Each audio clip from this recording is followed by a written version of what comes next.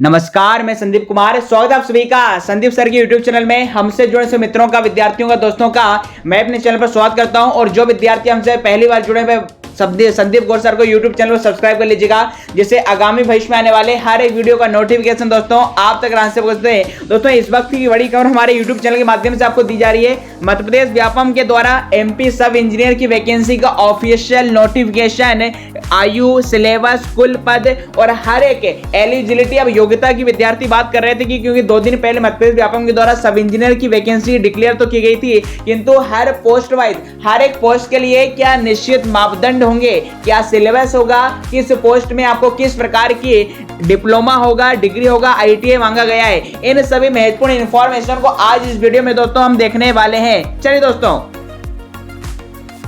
तो मैं आपको सीधा यहां पर आपके डिस्प्ले स्क्रीन पर लेके आ चुका हूं, जहां पर आप देख पा रहे हैं व्यापम की ऑफिशियल वेबसाइट पर मेरे दोस्तों ये जो नोटिफिकेशन यहां पर आया हुआ है, जैसा अब यहां पर आप डिस्प्ले स्क्रीन पर देख पा रहे हैं, लिखा हुआ समूह 3 ग्रुप 3 ओपीएन3 मानचित्रकार समयपाल एवं समकक्ष पदों की सीधी भर्ती, बैकलॉग भर्ती हेतु संयुक्त परीक्षा। देखिए, आवेदन फॉर्म भरने की तिथि है 1 अगस्त 2022 से लेकर है और अंतिम तिथि इसकी 16 अगस्त तक है। वहीं पर आप ये फॉर्म में करेक्शन करना चाहते हैं तो 21 अगस्त इसकी अंतिम डेट रहेगी। वहीं पर बात करेंगे सर सब इंजीनियर की परीक्षा कब होगी, किस दिनांक को होगी। देखिए, 24 सितंबर 2022 से यह परीक्षा प्रारंभ होगी, तो आपका समय बहुत कम है। अब देखिए, टोटल जितनी वैकेंसी आई है, हर एक वैकेंसी पद के लिए आपके पास किस प्रकार की योग्यता या एलिजिबिलिटी होना चाहिए, या फिर एज क्राइटेरिया क्या है, सिलेबस क्या है, हर एक चीज को आज यहाँ पर हम देखने वाले हैं। देखिए, इस नोटिफिकेशन में आप नीचे को जाते हैं, यहाँ तो परीक्षा शुल्क वगैरह लिखा हुआ है, तो यहां पर आप देख पा रहे हैं। देखिए, 24 सितंबर को जो एग्जाम होने वाला है आपका 2022 को, देखिए मॉर्निंग और इवनिंग शिफ्ट में 9 से 12 है मॉर्निंग शिफ्ट में, और आपका इवनिंग शिफ्ट में 2:30 से 5:30 बजे तक। ये 3 घंटे का पेपर होगा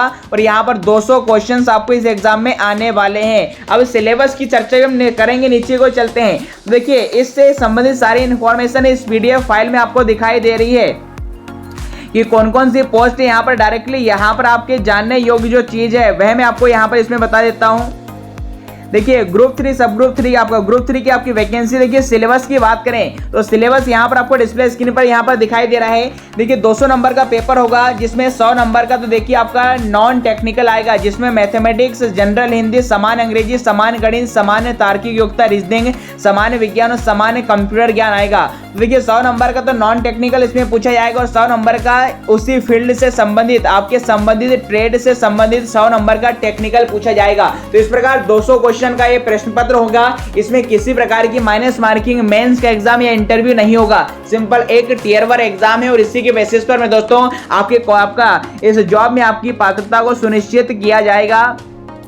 चलिए, आयु सीमा की बात करें, देखिए न्यूनतम यहाँ पर जो आयु है वो आपकी 18 वर्ष है, और अधिकतम आयु सीमा में दोस्तों 40 वर्ष होना चाहिए। जबकि शासकीय कर्मचारियों के लिए, महिला अभ्यर्थियों के लिए, सेवकों के लिए 45 वर्ष यहाँ पर रहेगी, अर्थात 18 से 40 वर्ष में दोस्तों इसकी आयु सीमा रखी गई। वहीं पर संविदा कर्मियों में कहीं कहीं पर संविदा कर्मी को छोड़कर 45 वर्ष इसकी आयु है। और यहाँ पर ध्यान रखें, मध्य प्रदेश के स्थायी निवासकों की जो आयु सीमा है 1 जनवरी 2022 से निर्धारित की जाएगी, अर्थात यहाँ पर मध्य प्रदेश के लिए देखिए 18 से 40 वर्ष के लिए। वहीं पर देखिए अन्य राज्य के विद्यार्थी भी यहाँ इस फॉर्म को फिलअप कर सकते हैं, किंतु अन्य यदि मध्य प्रदेश के निवासी तो आपको कुछ आपके पास कुछ आयु से रिलेटेड आपको मैं दोस्तों छूट यहाँ पर देखने को मिल जाएगी। चलिए, अब बात करें आगे की ओर यहाँ पर इस कंप्लीट नोटिफिकेशन के बारे में, तो आपकी जानकारी के लिए आपके बता दें। देखिए, यहाँ पर नीचे की ओर हम जैसे इस नोटिफिकेशन में यहाँ पर जाते हैं, सारा क्राइटेरिया यहाँ पर दिया गया है। हमारे लिए जो महत्वपूर्ण पद हैं, जो विज्ञप्ति जारी की गई, जो खास जानकारी हमारे लिए है, वह मैं आपको ले चलता हूँ। चलिए, देखिए बात करें टोटल पदों की, यदि हम बात करेंगे यहाँ पर वैकेंसी के बारे में,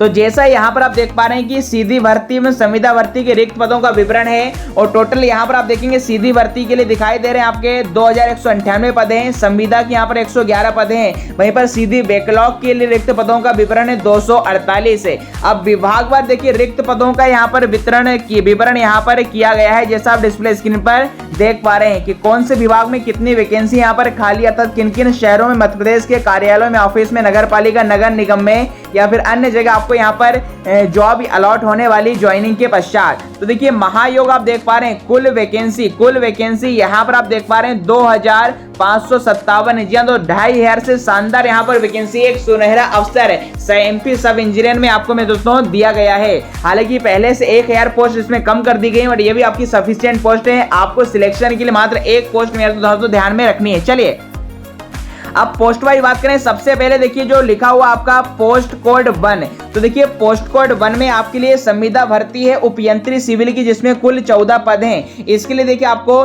43,000 तो इसका वेतनमान निश्चित है आपका। न्यूनतम शैक्षणिक योग्यता किसी मान्यता प्राप्त संस्थान से 3 वर्षीय सिविल में डिप्लोमा होना चाहिए, अर्थात आपने किसी मान्यता प्राप्त संस्थान से पॉलिटेक्निक में या 3 साल का सिविल फील्ड में यदि आपने डिप्लोमा किया है तो आप इसके लिए एप्लीकेबल हैं, आप एलिजिबल हैं। अन्य पोस्ट की बात करेंगे नीचे की ओर आप चलेंगे तो आपको दिखाई दे रहा है पोस्ट कोड 2, यहां पर फिर से आपका ये उपयंत्री की पोस्ट है और इसमें कुल 1 पद है। इसके लिए देखिए मान्यता प्राप्त संस्थान से आपको 3 वर्षीय यहाँ पर डिप्लोमा में दोस्तों सिविल में होना चाहिए, या फिर किसी मान्यता प्राप्त विद्यालय से सिविल इंजीनियरिंग में उपाधि ली, अर्थात इसके लिए तो डिग्री डिप्लोमा में दोस्तों दोनों आवश्यक है। डिग्री या 2 डिप्लोमा कोई एक भी होगा तो आप इसके लिए यहाँ पर एलिजिबल हो जाएंगे। अगली बात करें देखिए पोस्ट कोड 3 की, तो पोस्ट कोड 3 में देख रहे हैं सीधी भर्ती उपयंत्री, कुल 6 पद हैं। और इसके लिए में दोस्तों जो मान्यता यहाँ पर जो इसके लिए यहाँ पर आपकी जो योग्यता रखी गई है, आप यहाँ पर जैसा डिस्प्ले स्क्रीन पर देख पा रहे हैं कि सिविल इंजीनियरिंग में 3 वर्षीय उपाधि या डिप्लोमा हो, या फिर किसी मान्यता प्राप्त विद्यालय से सिविल इंजीनियरिंग में डिग्री, अर्थात सिविल इंजीनियरिंग में यदि आपने डिप्लोमा भी किया है, आपने यदि बी भी करके रखी है, बीटेक करके रखा है, तब भी आप इस फॉर्म के लिए एलिजिबल हो जाते हैं इस पोस्ट के लिए। अगली पोस्ट की बात करें, देखिए जितने भी पूरी पोस्ट ने 2500 से संबंधित हर पोस्ट के लिए दोस्तों इन्होंने क्वालिफिकेशन को निश्चित करके रखा है। अगली बात करें पोस्ट कोड 4 के लिए, जो कि उपयंत्री की पोस्ट है, इसमें कुल 15 पद हैं। यहाँ पर शैक्षणिक योग्यता देखिए सिविल इंजीनियरिंग में 3 वर्षीय डिप्लोमा होना चाहिए, या किसी मान्यता प्राप्त विद्यालय से आपके पास सिविल में उपाधि होना चाहिए।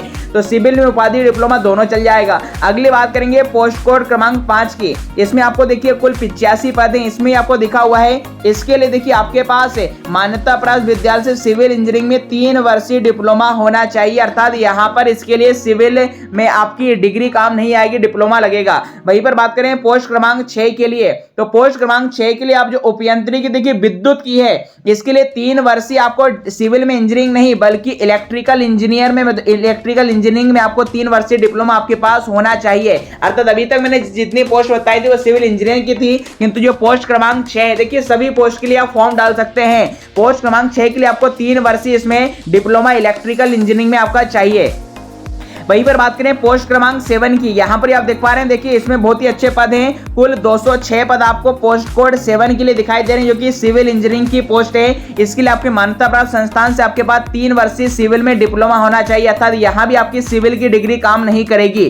पोस्ट क्रमांक 8 की बात करेंगे, कुल 51 पद हैं। इसमें 3 साल का आपको सिविल में डिप्लोमा चाहिए, और आपका साथ ही साथ आप 5 वर्ष तक संविदा पर नियुक्ति रहा हो कोई व्यक्ति यहाँ पर विशेष। चलिए पोस्ट क्रमांक 9 की बात करें, यहाँ पर भी आपका उपयंत्री सिविल की पोस्ट है। इसके लिए आपको मान्यता प्राप्त संस्थान से देखिए 3 वर्षीय सिविल में डिप्लोमा आपके पास होना चाहिए। आगे चलेंगे पोस्ट क्रमांक 10 में, देखिए पोस्ट क्रमांक 10 में आप देख पा रहे हैं 10 यहाँ पर जो भर्ती है विद्युत यांत्रिकी के, इसके लिए मान्यता प्राप्त संस्थान से देखिए मैकेनिकल और इलेक्ट्रिकल दोनों में से कोई एक डिप्लोमा आपके पास होना चाहिए। जी हाँ दोस्तों, पोस्ट क्रमांक 10 ध्यान रहे, ये डिप्लोमा आपके पास मैकेनिकल या इलेक्ट्रिकल डिप्लोमा है। इलेक्ट्रिकल या मैकेनिकल आपने पॉलिटेक्निक करके रखी है तो आप इस फॉर्म के लिए एलिजिबल हो जाएंगे। पोस्ट क्रमांक 11 की बात करेंगे, देखिए ये भी आप देख पा रहे हैं उपयंत्री की पोस्ट है विद्युत यांत्रिकी के लिए। यहाँ भी आपकी मान्यता प्राप्त संस्थान से आपको मैकेनिकल और इलेक्ट्रिकल में इंजीनियरिंग 3 वर्ष यहाँ पर होना चाहिए, अर्थात इसके लिए आपको मैकेनिकल और इलेक्ट्रिकल इंजीनियरिंग में यदि आपके पास क्लियर है तो आप इसे फॉर्म को डाल सकते हैं। इस प्रकार पोस्ट क्रमांक जो 12 है ये भी मैकेनिकल इलेक्ट्रिकल इंजीनियर में 3 वर्षीय डिप्लोमा चाहिए। आगे चलेंगे, यहाँ पर बात करेंगे पोस्ट क्रमांक 13 में। यहाँ पर आप देख पा रहे हैं मान्यता प्राप्त संस्थान से इसमें कुल 71 पद हैं। आपके पास 3 वर्षीय सिविल में इंजीनियरिंग डिप्लोमा यहाँ पर होना चाहिए, अर्थात इसके लिए आपकी बी की डिग्री काम नहीं आएगी। आगे चलेंगे तो हम बात करेंगे पोस्ट क्रमांक 14 की। देखिए इसमें काफी वैकेंसी आपको दिखाई दे, 469 कुल पद हैं और इसके लिए आपको मान्यता प्राप्त संस्थान से देखिए बोर्ड से सिविल इंजीनियरिंग में 3 वर्षीय डिप्लोमा चाहिए, अर्थात यहाँ पर सिर्फ सिविल में डिप्लोमा आपको लगेगा, बी की डिग्री काम नहीं आएगी। देखिए कई विद्यार्थियों को कंफ्यूजन रहता है सर डिग्री डिप्लोमा है तो, बट हर एक पोस्ट के लिए व्यापम ने यहाँ पर उस पोस्ट के नीचे क्वालिफिकेशन को मेंटेन करके मेंशन करके रखा है। अगला पोस्ट क्रमांक 15 है, ये भी देखिए सिविल इंजीनियरिंग के 117 पद हैं, यहाँ भी आपको 3 वर्षीय सिविल में डिप्लोमा चाहिए। वहीं पर बात करें पोस्ट क्रमांक 16 में 128 पद हैं, देखिए इसके लिए आपके पास मान्यता प्राप्त संस्थान से इलेक्ट्रिकल मैकेनिकल इंजीनियरिंग में 3 वर्षीय डिप्लोमा चाहिए। इसके लिए आपके पास मैकेनिकल और इलेक्ट्रिकल में 3 वर्षीय डिप्लोमा है, पॉलिटेक्निक है, तो आप इसका फॉर्म फिलअप कर सकते हैं इस पोस्ट के लिए। वहीं पर बात करें 17 नंबर भी, यहाँ भी देखिए 3 वर्ष से इलेक्ट्रिकल मैकेनिकल आपके पास इंजीनियरिंग में डिप्लोमा चाहिए। इसी प्रकार पोस्ट क्रमांक 18 में आप बात करेंगे, देखिए पोस्ट क्रमांक 18 जो आपकी मानचित्रकार की, इस पर ध्यान देखिए, ये मानचित्रकार की पोस्ट है। इसके लिए देखिए 10+2 आपके पास उत्तीर्ण होना चाहिए। साथ ही साथ देखिए किसी भी मान्यता प्राप्त संस्थान से आपके पास आर्किटेक्ट या मानचित्रकार में तो डिप्लोमा होना चाहिए, अर्थात यदि देखिए लिखा हुआ है किसी मान्यता प्राप्त संस्थान से औद्योगिक प्रशिक्षण संस्थाओं से, अर्थात आईटीआई वाले इस पोस्ट को डाल सकते हैं, बतौर आपके पास आईटीआई आपके पास आर्किटेक्ट या मानचित्रकार में होना चाहिए। तो ये पोस्ट बेसिकली दोस्तों आईटीआई वाले विद्यार्थियों के लिए है। पोस्ट क्रमांक 19 की बात करेंगे, यह भी आईटीआई वालों के लिए मानचित्रकार की कुल 2 पोस्ट हैं। इसी प्रकार पोस्ट क्रमांक 20 की बात करें, यहाँ पर सिविल इंजीनियरिंग में 3 वर्षीय डिप्लोमा चाहिए, कुल 122 पद यहाँ पर आपको दिखाई दे रहे हैं। वहीं पर पोस्ट क्रमांक 21 में 3 वर्षीय आपको डिप्लोमा यहाँ पर चाहिए। देखिए फटाफट मैं आपको सारा बता देता हूँ, पोस्ट काफी ज्यादा है। पोस्ट क्रमांक 22 के लिए आपको 3 वर्षीय यहाँ पर विद्युत इलेक्ट्रिकल, देखिए इलेक्ट्रॉनिक्स इंजीनियरिंग में 3 वर्षीय डिप्लोमा चाहिए। पोस्ट क्रमांक 23 की बात करें तो कुल 12 पद हैं, इसमें अभी आप देख पा रहे हैं इलेक्ट्रिकल्स इलेक्ट्रॉनिक्स इंजीनियरिंग में आपके पास 3 वर्षीय यहाँ पर इसमें डिप्लोमा होना चाहिए। अगला बात करेंगे पोस्ट क्रमांक 24 की, तो ये भी इलेक्ट्रॉनिक इलेक्ट्रिकल इंजीनियरिंग में 3 वर्षीय डिप्लोमा चाहिए। अगली बात करें पोस्ट क्रमांक 25 की, तो यहाँ पर आप देख पा रहे हैं, देखिए इसके लिए जो अभियंत्री सिविल के 442 पद हैं, मान्यता प्राप्त संस्थान से 3 वर्षीय डिप्लोमा सिविल इंजीनियरिंग में होना चाहिए, या फिर 2 वर्षीय post diploma rural technology and management विषय में आपने करके रखा हो, अर्थात एमबीए की बात करें।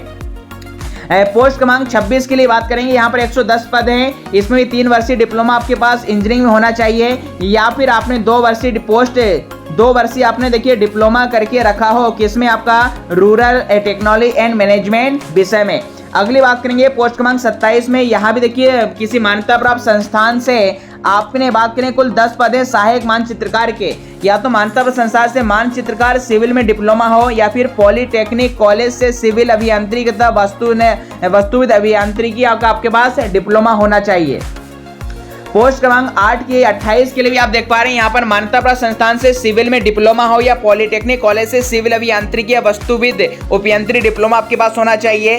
वहीं पर बात करेंगे पोस्ट क्रमांक 29 की, कुल इसमें देखिए 3 पद हैं, 3 वर्षीय यहाँ पर आपके पास डिप्लोमा होना चाहिए मुद्रण टेक्नोलॉजी में, क्योंकि ये पोस्ट में दोस्तों सहायक प्रबंधक मुद्रण से संबंधित, इसलिए 3 वर्षीय आपको मुद्रण टेक्नोलॉजी में आपके पास डिप्लोमा होना चाहिए। या फिर बात करेंगे वहीं पर मान्यता देखिए किसी मुद्रण टेक्नोलॉजी में शासन द्वारा मान्यता संस्थान से बी या बीटेक की स्नातक उपाधि आपके पास है, तो इसलिए भी आप यहाँ पर एलिजिबल हो जाते हैं। इस प्रकार पोस्ट क्रमांक 30 में 3 वर्षीय डिप्लोमा चाहिए आपको बी या बीटेक में आपके पेपर टेक्नोलॉजी में। वहीं पर बात करें पोस्ट क्रमांक 31 की, यहाँ भी 3 वर्षीय यहाँ पर डिप्लोमा चाहिए इंजीनियरिंग में। पोस्ट क्रमांक 24 बैकलॉग की भर्ती, 3 वर्षीय सिविल में इंजीनियर चाहिए, आपको डिप्लोमा चाहिए।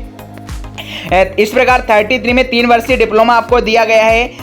34 नंबर पे 3 वर्षीय देखिए इलेक्ट्रिकल इंजीनियरिंग में, देखिए पोस्ट क्रमांक 34 में कुल 1 पद है और मान्यता प्राप्त संस्थान से इलेक्ट्रिकल इंजीनियरिंग में 3 वर्षीय डिप्लोमा चाहिए। वहीं पर बात करें पोस्ट क्रमांक 35 के लिए, ये अभियंत्री की पोस्ट है, 3 वर्षीय मैकेनिकल या इंजीनियरिंग में आपके पास यहाँ पर डिप्लोमा होना चाहिए।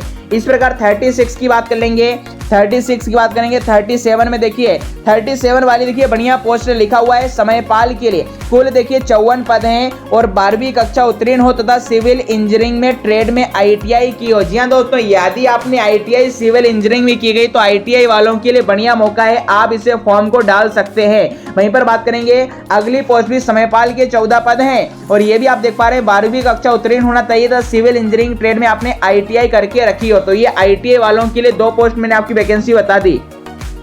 वहीं पर बात करेंगे अभियंत्रिक एक पद है सिविल इंजीनियरिंग वालों के लिए, ये भी सिविल इंजीनियरिंग वालों के लिए है। यहाँ भी 3 वर्षीय डिप्लोमा देखिए मैकेनिकल में दिया गया है, ये मैकेनिकल डिप्लोमा होना चाहिए। इसी प्रकार 42 में 3 वर्षीय डिप्लोमा। इसी प्रकार अन्य पोस्ट आप देखेंगे 43, यहाँ भी 3 वर्षीय डिप्लोमा। 44वें नंबर पे इलेक्ट्रिकल इंजीनियरिंग में ध्यान रखिए 3 वर्षीय डिप्लोमा है। वहीं पर बात करें 45वें नंबर पे देखिए ये फिर से आईटीआई वालों के लिए समयपाल की वैकेंसी है, इसमें 12वीं कक्षा उत्तीर्ण होना चाहिए। साथ साथ इंजीनियरिंग ट्रेड में आपने आईटीआई करके रखो। जी हाँ दोस्तों, सिविल इंजीनियरिंग ट्रेड में आईटीआई है तो आप इसका फॉर्म भर सकते हैं। अगली बात करेंगे, हम बात करेंगे पोस्ट क्रमांक 46 की। पोस्ट क्रमांक 46 में 3 वर्षीय डिप्लोमा है। 47 में देखिए 3 वर्षीय मैकेनिकल इंजीनियरिंग में डिप्लोमा मांगा गया है। वहीं पर बात करेंगे पोस्ट क्रमांक 48 के लिए 3 वर्षीय डिप्लोमा सिविल इंजीनियरिंग में। 49 के लिए सिविल इंजीनियरिंग में डिप्लोमा चाहिए, इलेक्ट्रिकल में चाहिए आपका। पोस्ट क्रमांक 50 इस प्रकार 3 वर्षीय डिप्लोमा है। 50 के बाद आगे आप बढ़ेंगे तो 57 नंबर पे 3 वर्षीय सिविल इंजीनियरिंग में डिप्लोमा चाहिए। 52 इस प्रकार 50 देखिए सभी पोस्ट कोड के लिए आपको अप्लाई करना है, ध्यान रहे। यहाँ पर देखिए फिर से 54 नंबर की पोस्ट सीधी भर्ती समयपाल के लिए कुल 4 पद हैं और ये भी 12वीं कक्षा और सिविल इंजीनियरिंग में ट्रेड में आईटीआई वालों के लिए। देखिए आईटीआई वालों के लिए मानचित्रकार और आपके समयपाल इनकी वैकेंसी यहाँ पर इसमें दी गई है। 55 नंबर पे 3 वर्षीय सिविल में डिप्लोमा। 56 57 देखिए फटाफट मैं आपको बताते जा रहा हूँ, काफी इसमें चीजें आप देख लीजिएगा। 59 की बात कर लेंगे, 60 की बात करेंगे, हर के नीचे देखिए क्वालिफिकेशन मेंशन करके रखा है। इस प्रकार 61 की बात कर लेंगे, हम 62 पोस्ट की बात कर लेंगे। आप इस वीडियो को देखिए पॉज कर करके सारी चीजें यहाँ पर देख सकते हैं। मैं आपको सारी चीजें फटाफट बता रहा हूँ। 63 64 नंबर का। इसी प्रकार 65 में देखिए ये फिर से आईटीआई वालों के लिए समयपाल की 28 पद हैं। 12th प्लस आपके यहाँ सिविल इंजीनियरिंग में दोस्तों आईटीआई होना चाहिए। अगले बात करेंगे इसी प्रकार 56 में ये भी सिविल वालों के लिए, ये भी आपका देखिए सिविल इंजीनियरिंग वालों के लिए। 68 भी मैकेनिकल इंजीनियरिंग में देखिए 3 वर्षीय डिप्लोमा चाहिए, मैकेनिकल इंजीनियरिंग वालों के लिए ये। 69 में इसी प्रकार 69 भी सिविल इंजीनियर वालों के लिए है। इस प्रकार 70 है, 71 है, सभी सिविल इंजीनियरिंग वालों के आपके डिप्लोमा दिखाई दे रहे हैं। 73 यहाँ पर देखिए इलेक्ट्रिकल इंजीनियरिंग में 3 वर्षीय डिप्लोमा आपको चाहिए। 74 में आप देख पा रहे हैं यहाँ भी 3 वर्षीय आपको इलेक्ट्रिकल इंजीनियरिंग में 3 वर्षीय डिप्लोमा होना चाहिए। इसी प्रकार यहाँ पर 67 68 77 60 78 79 की हम बात कर लेंगे और 80 की बात कर लेंगे।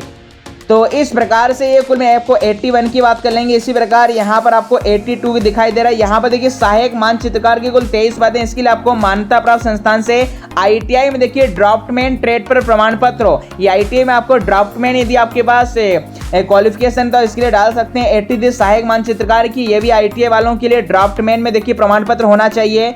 तो यहाँ पर इसी प्रकार 84 में देखिए मान्यता प्राप्त संस्थान से सिविल इंजीनियरिंग में डिप्लोमा हो। 85 यहाँ भी सिविल इंजीनियरिंग के लिए दिया गया है। इसी प्रकार 50 85 87 और ये आपके कुल मिला के देखिए कुल कितने पोस्ट कोड हो गए, 87 हो गए। कितने हो गए मेरे साथियों, 87 पोस्ट कोड यहाँ पर हो गए हैं और सभी के लिए देखिए क्वालिफिकेशन यहाँ पर निश्चित करके रखा गया है। तो कुल मिला के देखिए जो ओवरऑल बात निकल के आती है, जो 2500 पद हैं इसमें देखिए सिविल वालों पॉलिटेक्निक वालों के लिए भी हैं, बी वालों के लिए इलेक्ट्रिकल और मैकेनिकल में है और वहाँ पर आईटीआई वालों के लिए मैं दोस्तों सिविल में आईटीआई करके रखी हुई है ड्राफ्ट्समैन के लिए। तो ये सभी विद्यार्थी यहाँ पर दोस्तों इस फॉर्म को फिलअप कर सकते हैं। अब इस वीडियो से संबंधित सारी इन्फॉर्मेशन ने आपको बताई है। एग्जाम डेट आपको बता दिया गया है, 200 नंबर का आपका पेपर होने वाला है 24 सितंबर को और ऑनलाइन में दोस्तों मध्यप्रदेश के 13 जिलों में आपका ये ऑनलाइन पेपर होगा, जैसा आप यहाँ पर देख पा रहे हैं। और सिलेबस मैंने आपको इसका बता ही दिया। आपका सिलेबस में 100 नंबर का नॉन टेक्निकल आएगा और 100 नंबर का मैं दोस्तों इसमें आपसे टेक्निकल पूछा जाएगा, जैसा आप डिस्प्ले स्क्रीन पर इसका सिलेबस देख पा रहे हैं। तो 100 नंबर का नॉन टेक्निकल और 100 नंबर का आपका टेक्निकल आपसे क्वेश्चन पूछे जाएंगे।